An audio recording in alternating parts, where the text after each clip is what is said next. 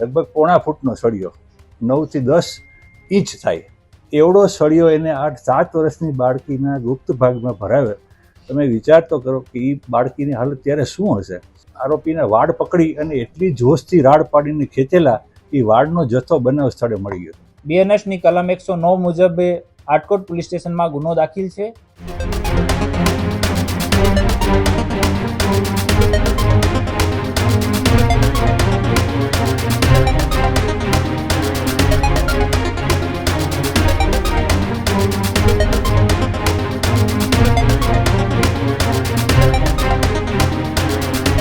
રાજકોટના આટકોટ પાસે 7 વર્ષની માસૂમ દીકરી ઉપર દુષ્કર્મ આચરવાનું જે કૃત્ય કર્યું હતું, એ કૃત્ય આચરનાર નરાધમ સામે આ સૌથી મોટી કાર્યવાહી અત્યારે સામે આવી રહી છે.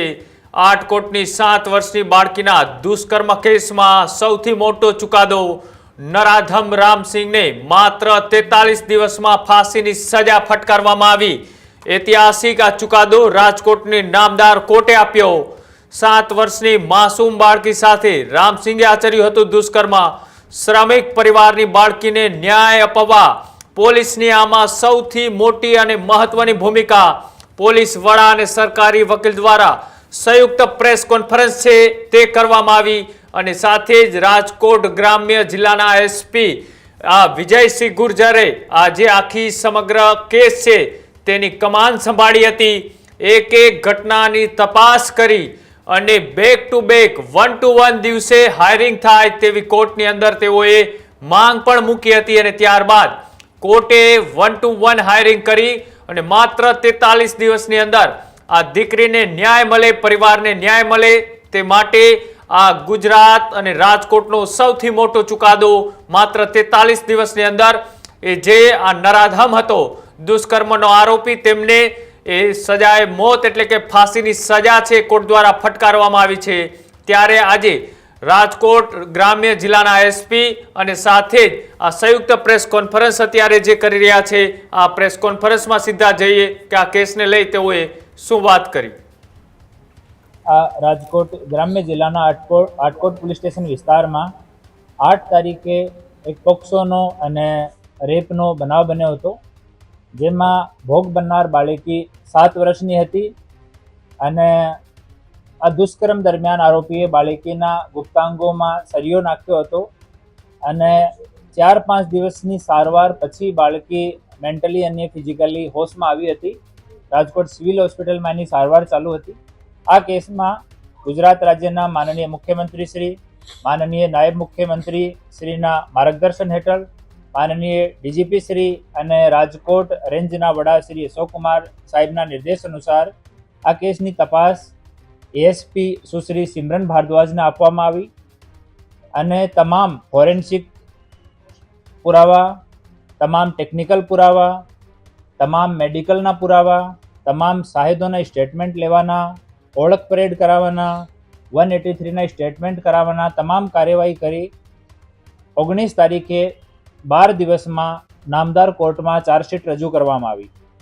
ચાર્જશીટ રજૂ કર્યા પછી નામદાર કોર્ટને સરકાર તરફે DGP શ્રીના મારફતે અને ભોગ બનનાર દીકરીના પરિવાર તરફે રિક્વેસ્ટ કરવામાં આવી કે આ કેસમાં સુનવાઈ ઝડપથી પૂરી થાય અને ઝડપથી ચુકાદો આવે તાકી આ આરોપીને સખ્તથી સખ્ત સજા મળે. અમારી રિક્વેસ્ટના ધ્યાનમાં રાખીને, ભોગ બનનાર પરિવારની રિક્વેસ્ટના ધ્યાનમાં રાખીને કોર્ટે ડે ટુ ડે આ કેસને ચલાવવાનો હુકમ કર્યો અને આપણા રાજકોટના DGP શ્રી વોરા સાહેબ અને એની મદદમાં શ્રી પ્રશાંત પટેલ APP, SK વોરા સાહેબ અને પ્રશાંત પટેલ સાહેબ એ બંને જેટલા પુરાવા ચાર્જશીટમાં સબમિટ કર્યા હતા અને કોર્ટ સમક્ષ પ્રોપર તરીકાથી રજૂ કર્યા. તમામ મેડિકલ પુરાવાની, ફોરેન્સિક પુરાવાની વ્યવસ્થિત ચકાસણી કરી. કોર્ટ સામે જેટલા આમાં સાહેદ હતા આના ક્રોસ ક્વેશ્ચન્સ, આની જુબાની સબમિટ કરાવવાનો તમામ કામ ફિક્સ સમયમાં કમ્પ્લીટ કર્યો અને તમામ પુરાવાના ધ્યાનમાં રાખીને આ દરમિયાન કોર્ટમાં ભોગ બનનાર બાળકીનો અને જો બીજા ભોગ બનનાર બાળકી સાથે રમતા હતા એનો પણ કોર્ટમાં સ્ટેટમેન્ટ લેવામાં આવ્યો અને આ બાળકી જો 1 મહિના પહેલાં અત્યાચારથી ગુજરી હતી આ બહુ સારી રીતે કોર્ટમાં જુબાની આપી અને આ તમામ જુબાનીઓને પ્રોપર તરીકાથી ડીજીપી શ્રી કોર્ટમાં રજૂ કરી અને 12 તારીખે કોર્ટે આરોપી જાહેર કર્યો, દોષી જાહેર કર્યો અને આજ તારીખ 17ના રોજ આરોપી રેમસિંહ ઉર્ફે રામસિંહ તેરસિંહ ડુડવા, ઉંમર 32 વર્ષ, રહેવાસી અલીરાજપુર મધ્યપ્રદેશને ફાંસીની સજા સુનાઈ છે અને સાથે સાથ પીડિતાને 7 લાખ રૂપિયાનો કમ્પન્સેશન આપવાનો સાથે સાથ ઓર્ડર કર્યો છે. આ કેસમાં ઇનિશિયલી જ્યારે એફઆઈઆર રજીસ્ટર થઈ ત્યારે ગુનો પણ અનડિટેક્ટ હતો અને ભોગ બનનાર દીકરીની હાલત સ્ટેટમેન્ટ આપવા માટે સારી નહોતી અને ત્યાં કોઈ બીજો નજરે જોનાર સાહેબ પણ નહોતો. તમામ ફોરેન્સિક પુરાવા સ્થળથી અમને અમુક ફોરેન્સિક પુરાવા મળ્યા. જો વેપન તરીકે જો સરિયો યુઝ કર્યો હતો, સરિયો મળ્યો અને સ્થળથી અમને બાયોલોજિકલ ફોરેન્સિક પુરાવા મળ્યા. આ તમામની વ્યવસ્થિત ચકાસણી સુશ્રી સિમરન ભારદ્વાજ એએસપીના નેતૃત્વમાં આ ટીમ ટૂંક સમયમાં કરી અને પછી આ પુરાવાને સારી રીતે કોર્ટ સમક્ષ રજૂ કરીને આજે 41 ડેઝમાં એફઆઈઆરથી ટોટલ 41 ડેઝમાં આજ અમને આરોપીને ફાંસીની સજા મળી છે. આમાં જિલ્લા પ્રશાસનના તમામ અંગો તરફથી મેડિકલ હોય કે એક્ઝિક્યુટિવ મેજિસ્ટ્રેટ હોય, એફએસએલ હોય, આ તમામ અમે પ્રાયોરિટી માટે રિક્વેસ્ટ કરી હતી અને તમામ જો વિભાગો છે એ પણ આમાં બહુ સકારાત્મક સહયોગ આપ્યો હતો.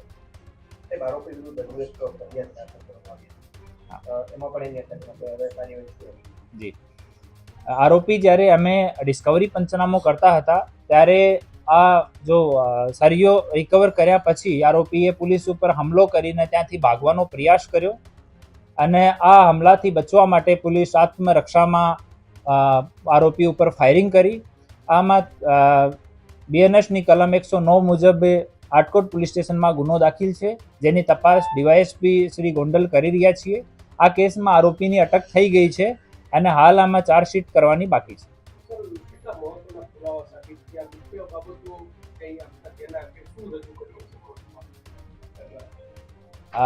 મુખ્ય જો પુરાવા હતા એમાં બાળકીનો BNSS 183 નો સ્ટેટમેન્ટ, બાળકીની જો સાથે બાળક રમતા હતા એનો BNS 183 નો સ્ટેટમેન્ટ, પછી બાળકીનો ડીજીપી શ્રી અને મહિલા જો આપણા ચાઇલ્ડ વેલફેર અધિકારી છે એની હાજરીમાં કોર્ટમાં આ સ્ટેટમેન્ટ થયો.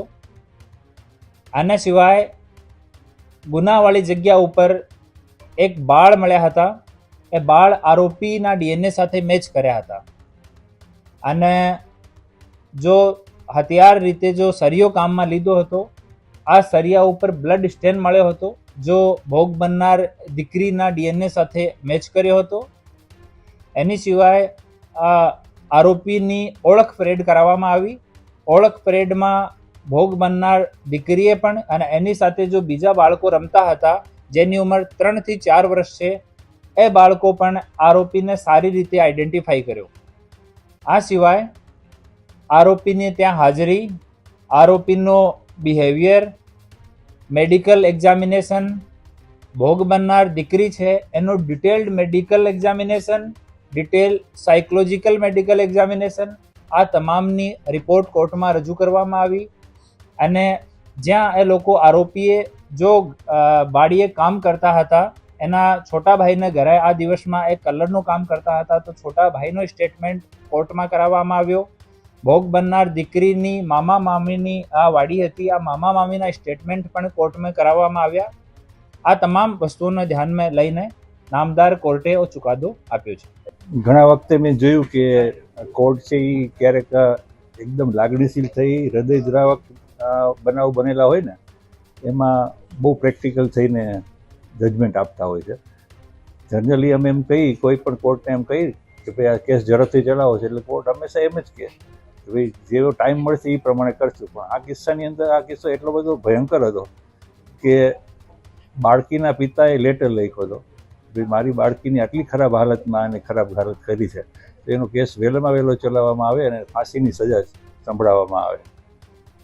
એટલે મને પણ લેટર મોકલ્યો, અહીંયા પણ આવ્યો અને કોર્ટમાં પણ આવ્યો. એટલે એ પછી અમે કોર્ટને રિક્વેસ્ટ કરી હતી કે સાહેબ આ પરિસ્થિતિ છે, જે રીતે બાળકીની હાલત છે 6.5 વર્ષની બાળકીની હાલત કરી છે, એટલે એને કેસ વહેલો ચલાવવામાં આવે.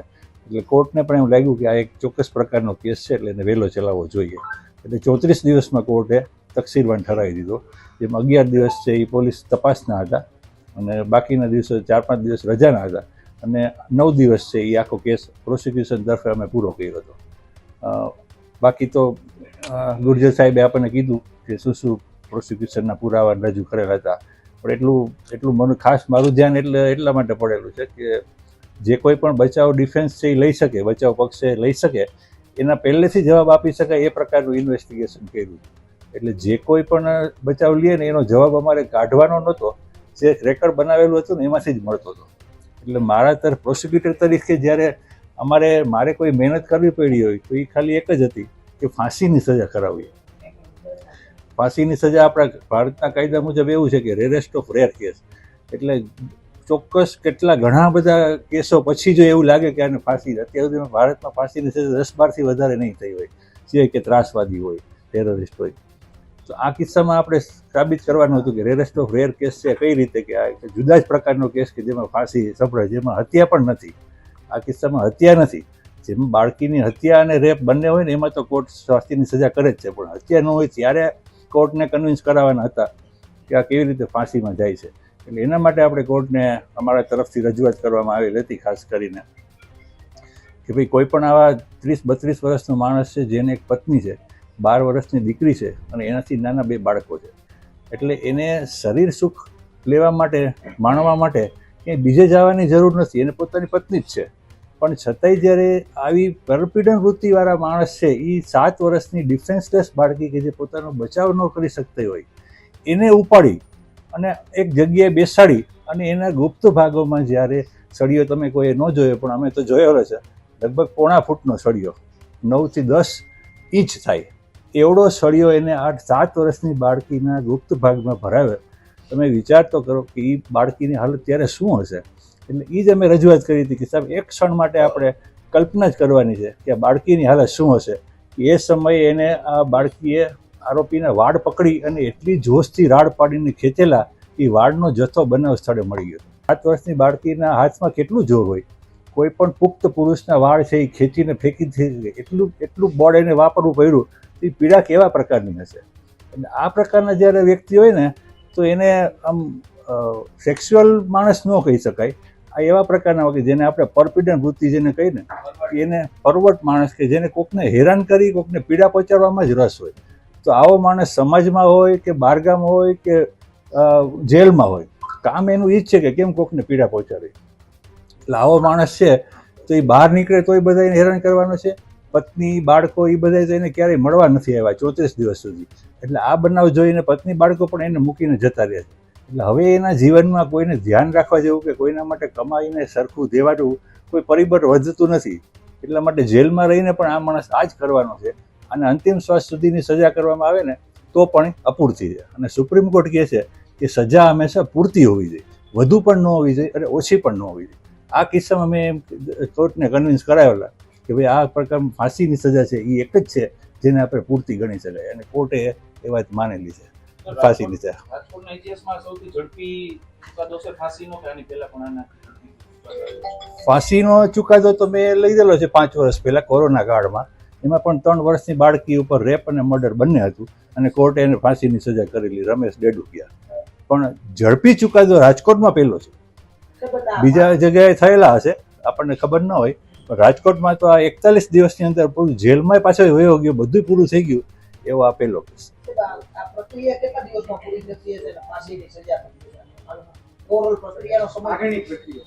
ફાંસીની સજા આજે ડિક્લેર થઈ.